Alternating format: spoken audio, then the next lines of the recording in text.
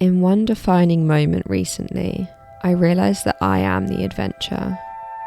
It spans from the first breath to the last, and this expedition is called existence.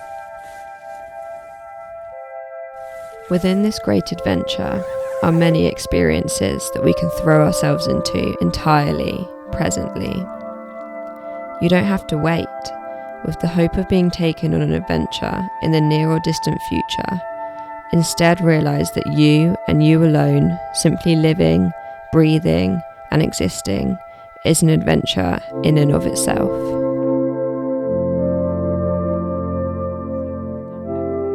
Adventure is defined as an unusual and exciting or daring experience. Well, after all, us being born into a world where our future is unknown, our present is the formation of our past decisions, and as a planet, we have more questions than answers. All of which being implications that our very nature is to live adventurously. Therefore, does all this imply that the great adventure is happening right now, in this very moment you find yourself in, yet you may have forgotten it along the way?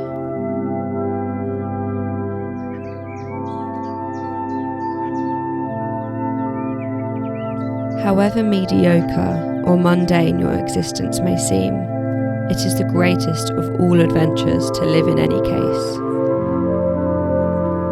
Living intentionally in such a way that evokes this innate adventurism and wildlike energy is something that has felt like an ignition of a flame that society had blown out for me many years ago. Being a modern, domesticated human, we can forget life as the adventurously unserious and playful reality that it is supposed to be experienced as. Fear will always precede adventure, and it is when I feel this fear that I now feel comfort, because it is confirmation to me that I am escaping the zone we all know too well, the one that feels comfortable, the one that feels safe, the one that we can live inside for far too long. Adventure doesn't have to look wild, courageous, dangerous. It is relative, like everything here on earth. You are the adventure. Every time your feet thump the ground as you walk onwards through space. Every second your breath adventures from the Earth's atmosphere into your lungs. Every moment your mind takes you to new internal landscapes of experience and emotion.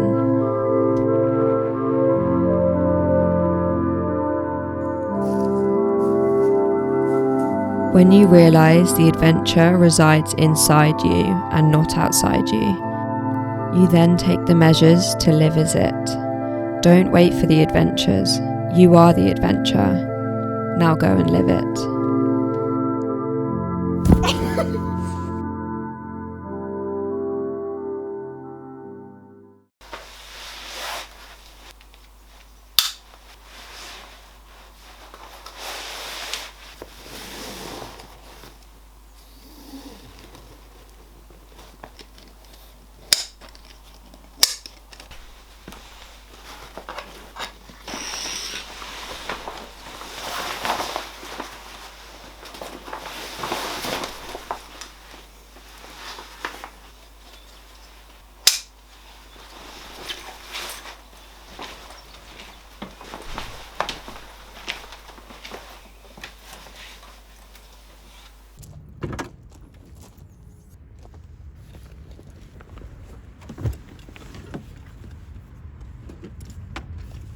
I'm about to set off on an adventure. So yeah, I was actually planning on bringing Sabre with me, my cat, but I took him camping. Safe to say it was very unsuccessful. He absolutely hated it, but he just wasn't in the mood from the get-go. Sabre, I mean. He didn't even want to come out of the house. I did wake him up from his sleep. I felt quite bad. To put his harness on, he just wasn't having it, and we had to abort mission, basically, me and my brother, and we ended up coming home after sunset. But I'm glad that I did a test run with Sabre locally, because if I brought him to Wales for 2 nights, it could have been catastrophic. Like the other day, just being local for a few hours was catastrophic. So yeah, it wouldn't have gone down well bringing him to Wales. I don't think. He's not at all prepared. I hope in the future that I can kind of wean him into going out of his comfort zone, you know, going out in the car, going out on adventures. But I think it would take some time. I think I was just being a bit eager and trying to rush him into something that he isn't comfortable with yet, basically. But I haven't brought my camera with me, so I'll just be using my phone and taking some snapshots here and there of my little adventure. Yeah, gonna head off.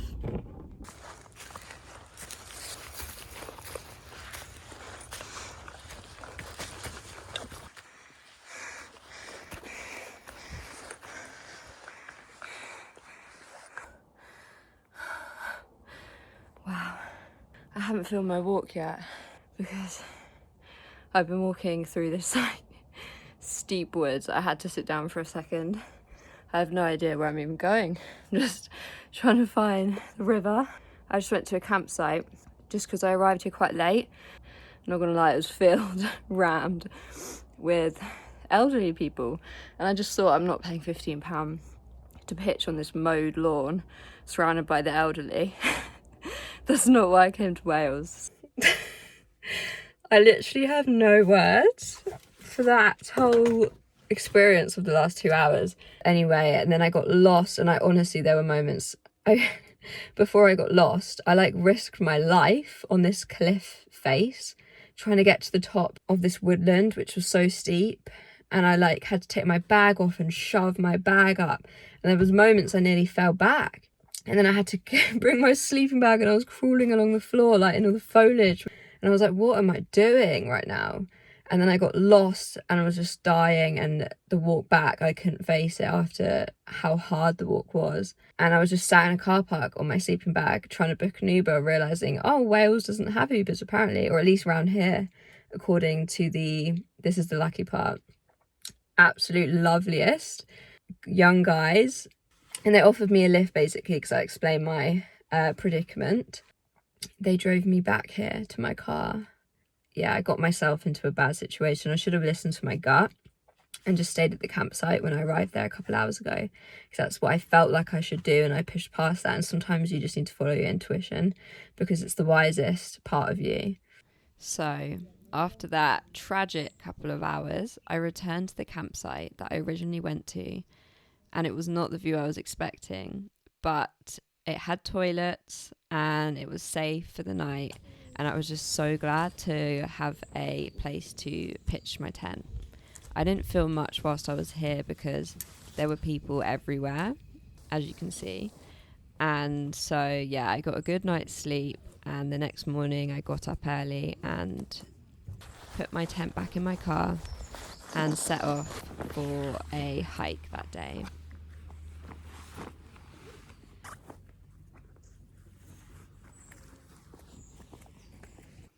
I'm currently sat in the passenger seat because there's no way of getting out that side.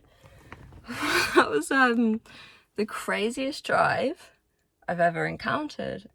That was something else. That tested every single one of my driving skills. My wind mirror, because the road was so narrow. I was driving in first gear, like 5 miles an hour, but like it got taken off of its hinges, and I thought, oh my god, no, I'm gonna have to take it to a garage and like get them to replace it or something. But thank god it was still connected in the wires, and I managed to, with all my might and strength, like get it right back into its hinges. But it was so difficult. I literally just did that, and now there's like no 3G around here, so I don't know. I'm trying to find Simmons Yat, but I realised that I'd driven to Simmons West on the other side of the river, not the east, which is where my hike starts. And I just really want a coffee. Like I hope to find a coffee.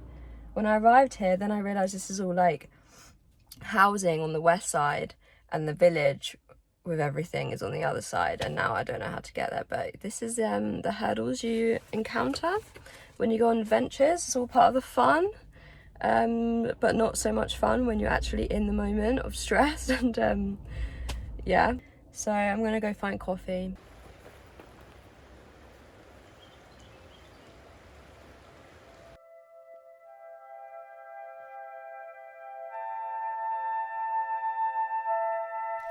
At the core of every moment you witness here is the same nowness and awareness, otherwise known as consciousness.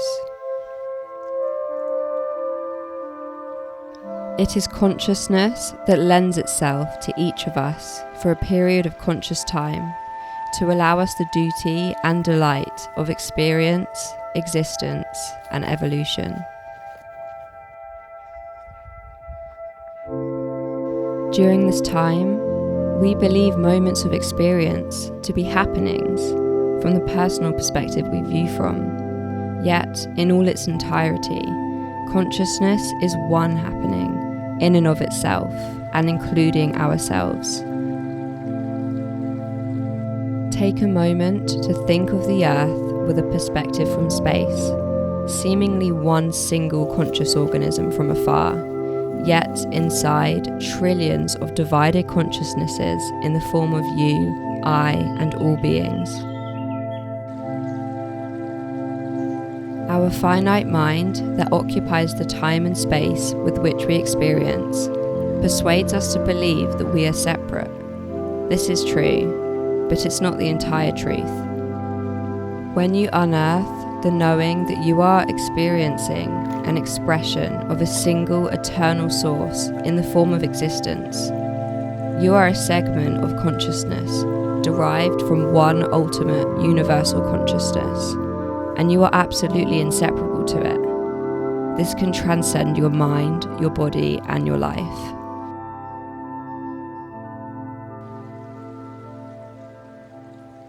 So as you can see, the river here,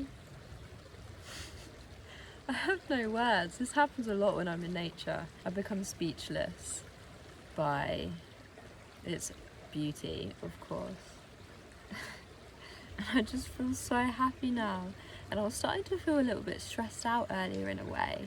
Just a little bit kind of, in your brain, like I swear I started to get a headache from my brain having these internal conflicts about what to do, where to go, whether to stay here and try find a camp, although I know that there's barely any places in this woodland and in this Wye Valley, or go home today, or go somewhere else to wild camp. And I was just having so much internal conflict that it was driving my brain to have a headache. And even now, I've got this front of the head headache a little bit, but I feel a lot better now after that. I've been here for about an hour, literally just sat, doing nothing other than witnessing the environment I'm surrounded in. And to be honest, this is an amazing environment, of course, just to sit and witness because of how much is going on, the swans, ducklings, the river, it's so beautiful. But there's so many other times where you can just be and sit with yourself and witness your environment, even if it's not as a magical environment nature-wise as this. But yeah, I'm slowly learning with these solo trips how beneficial it is to just sit and be with yourself and this earthly physical body that we've been gifted with, that's just an absolute blessing. And so yeah, I'm gonna get changed and go top up the car with some petrol as well, actually, because the car is glugging the petrol. I'll hopefully see you when I've got a wild camp spot, finally. No more campsites for me this trip. I think I'll drive home if I don't find somewhere, but I'm sure North Wessex Downs will have some places.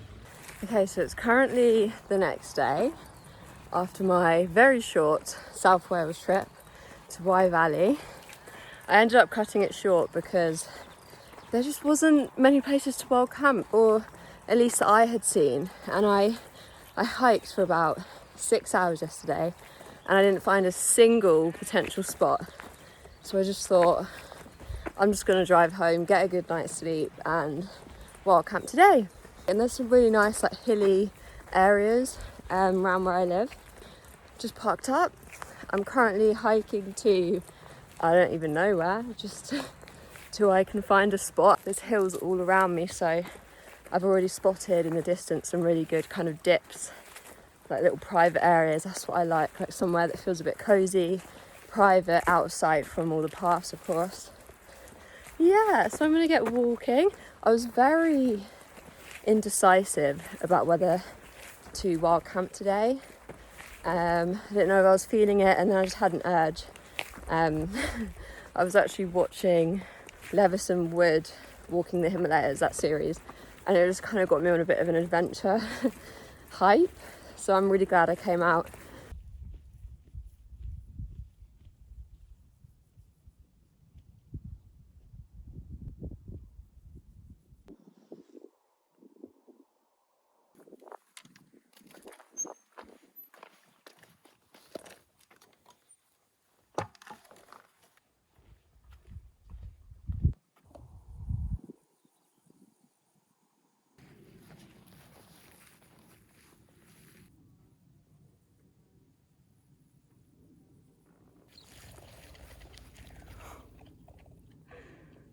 That's my first fright of this wild camp, hopefully the only fright. But the birds just like came out of nowhere. I'm in a peaceful zone right now, I must say, because this is the view and I can just hear the sound of crickets, and it's just that time of day. Dusk, something about dusk. It's like the death of the current day to be reborn into tomorrow, a new day. That was very deep of me, but I think this is why I love dusk so much. I think dusk, it's like an opportunity to put away your worries from the day or just your worries from the past. And as the sun rises, you know, and a new day is born and you've been revitalized and rejuvenated from a night's sleep, you know, treat it like being reborn. You know, every kind of day you're kind of reborn. Actually, I've not even thought about this. This is kind of just happening now in my mind, but it's so true. You know, as you go to sleep and we enter this unconscious zone, or, you know, at least a zone where there's no conscious awareness from what we know as the self, and we wake up completely rejuvenated and healed. You know, our body and our mind repairs during that time, and then the sun rises again, and it's just, you know, that bit further on in time. But I think there's something there, there's some wisdom there, that just treat every day like it's the first day you've been born. You know, don't let your past define you, just using your present to construct your future. And I think if you treat, you know, every day like it's the first day of your life, then you don't have to let the past pave out how your future will look, and, you know, how you fit in yourself or who you've been. You know, you can be who you want to be, who you desire to be, the person that you're destined to be. But these views, oh my God, it's just like rolling hills all around me.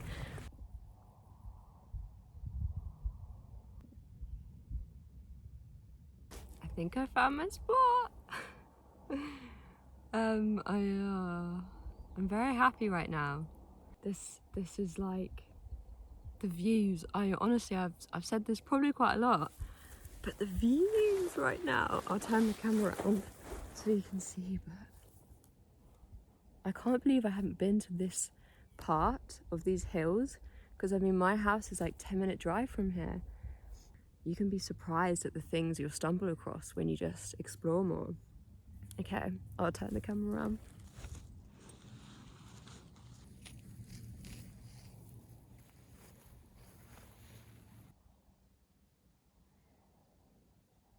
Okay, so this is my spot right here. There's kind of a bulb patch there, so I'm not sure if that's used frequently as a camping spot, but it just seemed perfect. Perfect little dip with this view.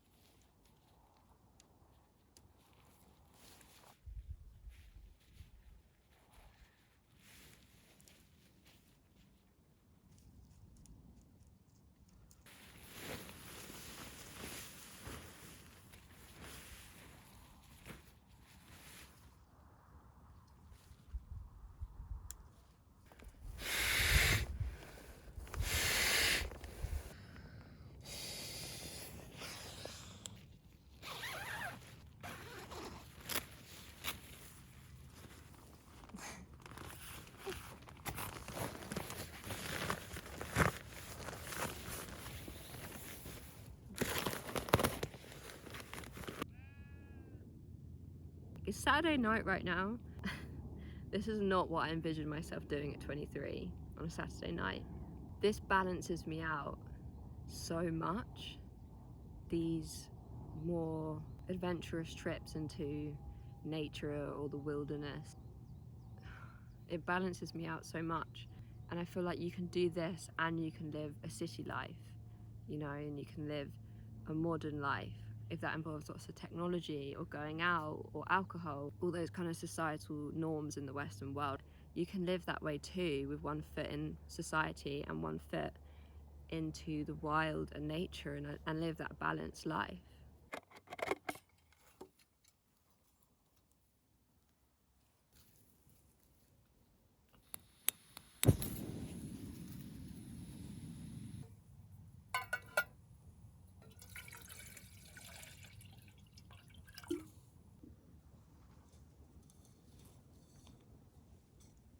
The sun rays right now as the sun's going down. So today, my cuisine of the evening is this is spinach tortellini in there, and then vegan basil pesto, which is my go-to. I love it. I forgot to get bananas, so that's quite catastrophic. For dessert, oh, I forgot.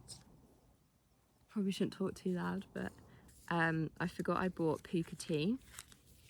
I have a 3 chamomile and a peace one, which is like chamomile, hemp, and something else, oat flower, because I have a tiny teapot. The moon's behind me. I don't know if you can see it in shot.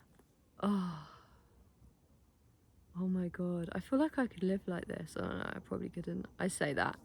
You know, the few times I've been camping so far, every time I ask myself, like, why haven't you done it sooner? It's just fears. It's fears that hold you back. At the other side of your fears, there can be so much growth and so much happiness, and yeah.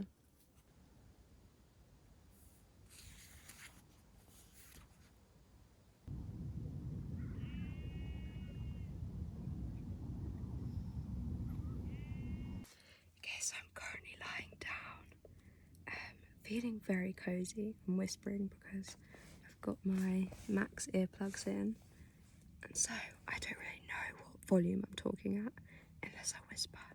But yeah, they do an amazing job of just muting the outside world, which is what you want when you're wild camping, because you don't want to be spooked in the middle of the night by some there's a bug just crawling across. But yeah, it's about 10:15, and I'm hoping to wake up not far after sunrise, catch the sunrise or at least a bit of it, and then I think I might go wild swimming in some spring.